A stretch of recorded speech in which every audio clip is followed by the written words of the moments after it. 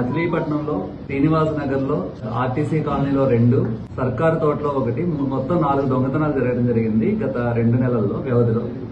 వీటి మీద మన టెక్నికల్ టీమ్ ఏదైతే ఉందో led by ASI Ramakrishna, ASI Srinivasarao and others, 3 9వ తరగతి చదివే స్టూడెంట్స్ ఎవరైతే ఉన్నారో చిన్న పిల్లలు, శ్రీనివాస నగర్ కాలనీకి సంబంధించిన చిన్న పిల్లలు జల్సాలకు అలవాటు పడి, బెట్టింగ్ అలవాటు పడి, వాళ్ళకి సంబంధించిన ఈ బెట్టింగ్ కి సంబంధించిన అవసరాలు ఏవైతే ఉన్నాయో వాళ్ళు తీర్చడానికి యూట్యూబ్ ని ఉపయోగించి ఎలా తాళాలు పగలగొట్టాలి అని చెప్పేసి నేర్చుకోవడం జరిగింది.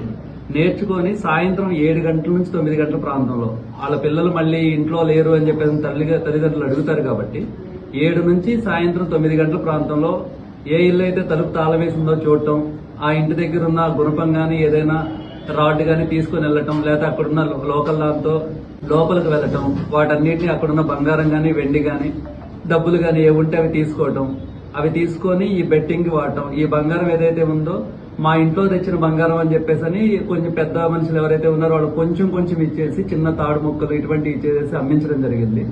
ఇది మనం కేవలం టెక్నికల్ ఇన్పుట్ తో, మొబైల్ ఇన్పుట్ తో పట్టుకోవడం జరిగింది. దీనిలో మొత్తం ఒక 116 గ్రాములు పోతే అందులో సుమారుగా 100 గ్రాములు బంగారం రికవరీ చేశాము, యాజ్ వెల్ as 700 గ్రాముల వెండి రికవరీ చేశాము. దీని ద్వారా ఈ మచిలీపట్నంలో తల్లిదండ్రులకు అందరూ నేను విజ్ఞప్తి చేసింది ఏంటి అంటే, చిన్న పిల్లలే కదా అని చెప్పేసి మనం వాళ్ళని తక్కువ అంచనా వేయకండి. వాళ్ళు ఏమేం చేస్తున్నారనేది ఖచ్చితంగా మనకి మానిటరింగ్ ఉండాలి. ఈ రోజు మన పిల్లలు ముగ్గురు చిన్న పిల్లలు, వాళ్ళకి ఏమి అపశుభం తెలియదు అనుకుంటాము, వాళ్ళు ఇంత పెద్ద నేరం చేశారు. సుమారు 10,20,000 రూపాయలకు సంబంధించిన అసెట్స్ వాళ్ళు దొంగలించడం జరిగింది.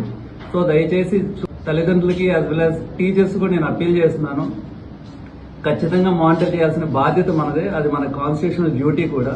దయచేసి మానిటర్ చేయండి. ఏదన్నా ఇన్పుట్ ఉంటే ఖచ్చితంగా పోలీసులు తెలియజేయాల్సిందిగా కోరుతున్నాం. Thank you.